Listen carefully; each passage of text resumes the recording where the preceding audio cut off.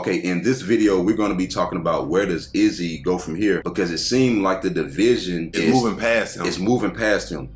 And a few weeks ago, we made videos. In the back of my mind, I still believe Izzy might come out on top as a champion. And this might be good for him because I think he was bored. But now that he actually has something to strive for, this might be better because it might ignite the fire and the hunger because the division is moving around without him. Now he got something to chase. Because when you beat people all the time, bro, you make it look easy. The only thing is with the board thing, we can't use that as an excuse because he coming off a loss to Alex recently. You get what I'm saying? So it's like if you was bored prior to that. Dude, at the same time, that is a unique situation that we've never seen before in the UFC. That's somebody who also has wins over him in the first place. Yeah. And then Alex was, what's the word for it? He was spoon-fed a title fight in the first place because they already had prior history. That is not a similar situation than anything we've ever seen before like that. You don't think that's enough for him to get a reignition? No, because the fact is sometimes people have your number. If anything, they show how great he was because Max got 3 losses against the same person. And we've seen people get 2 losses against a certain fighter. We don't even want to see the trilogy because we already know how it'll play out. So if anything,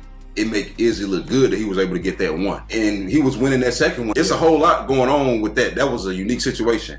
Especially he was winning most of those fights until something happened anyway, and he got cheated in one of them. So the thing is, the division moving forward without him. Hey, I was saying this, man. Sean Strickland is number 1. After this Khamzat and Usman fight, one of them gonna be number 2. No, and Dricus Duplessis gonna be up there in the top 3. Yep. I said off rip, Israel gonna be number 4. Because then you got Sean Strickland, you got Dricus Duplessis, and you got the winner out of Khamzat and Kamaru Usman. So he's gonna be what, number 4 and number 5? Yep. Israel. And then you still got Jared Cannonier fighting Roman Dolidze.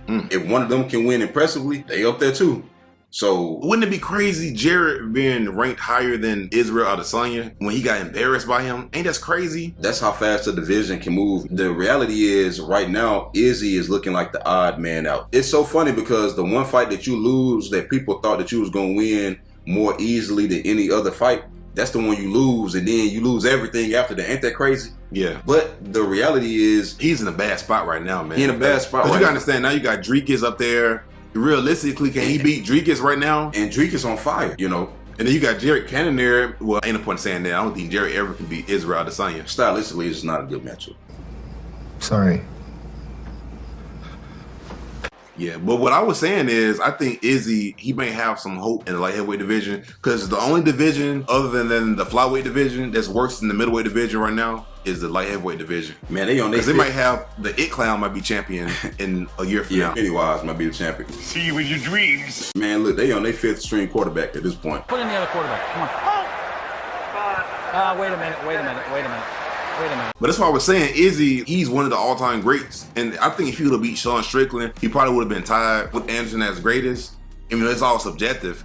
But at the same time, he still accomplished a lot. He's still number 2 in UFC middleweight history. Yeah. I think he still can go up and fight Alex. There's a lot of fights for Israel in the light heavyweight division. And he still can go out there, get some steam, get some momentum.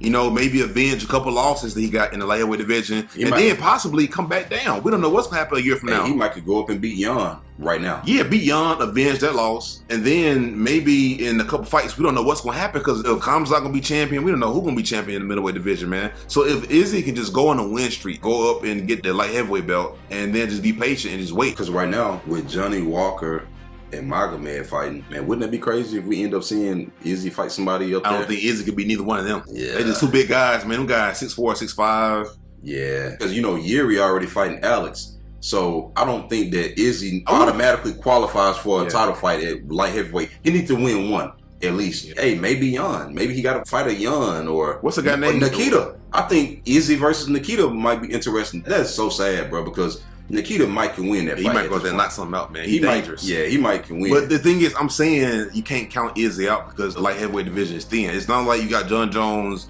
and he's been a champion for years. And the thing is, what's Izzy's kickboxing record? Like 70-something and...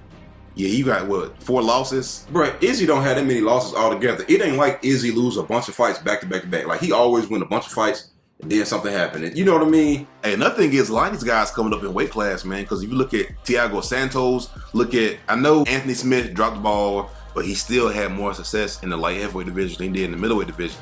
So some of these middleweights have come up and had success in the light heavyweight division. So I wouldn't necessarily count him out, but he has a lot of options. We don't have a lot of options, but he has a couple. Who's a big name in the middleweight division?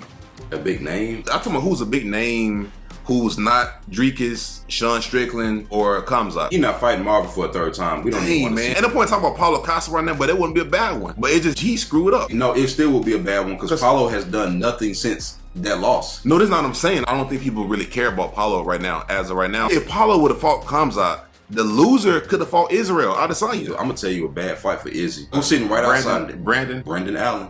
He wouldn't fight him. He ain't a big enough name, but also, man, we got some other guys coming up too. If Sean Strickland can beat you, you got some other guys like Bo Nickel. You got it might be the fight. Joseph Pfeiffer. Because Bo Nickel, he been calling out everybody. Izzy comes that out. might be the fight to make, bro. Bo Nickel. Even though he unranked, we might need this Sean O'Malley. Who else jumped up to a title fight? Oh, Islam. You know, some of them guys, they skipped over everybody else. Yeah. And we know what it was. It panned out for those guys. This might be one of them times where Bo Nickel might need to skip the rest of the pack and say, hey, let's go ahead and make this Izzy fight. You know, if Izzy win, you know, get that guy out of there. I think that's a quality win. I think that a win over Bo Nickel do more for Izzy right now than a win over anybody he already beat. I don't like that fight, man. It's a bad matchup for Izzy. And also, it's a bad time for him. And Bo, he will gain all the momentum that Izzy had because Izzy's still an all-time great. He's still the number 2 best middleweight of all time. It's like a Chris Weidman versus Anderson type. Yeah, situation. you go and you absorb all Ain't day. that funny? Stylistically, don't they resemble? Damn, they do. Ain't that the exact? And on top of that, Bo got power in his hands now, bruh. And he knocking people out. I'm be honest, if Israel Adesanya fought Bo Nickel right now, I've been saying I think Bo would starch Izzy, man. Before the Sean Strickland fight, I would have been picked saying Izzy. we already got a short. No, but we already got a short on YouTube saying that Bo is a bad matchup for Izzy. I think Bo can beat him. And he gonna walk him down too. He's like, man, get out of here with that, man. Yeah, dude. Izzy, he might have to go up to light heavyweight right now. But up there, man, it's still funky the way everything is playing out. So we'll see what happens. But them big guys, bro, like they gonna walk him down. I don't think the big guys gonna respect Izzy's mindset and they're not gonna respect his power. Nikita will walk down Izzy. He will definitely try to walk down Izzy. He got a better chance up there than he do in the middleweight division.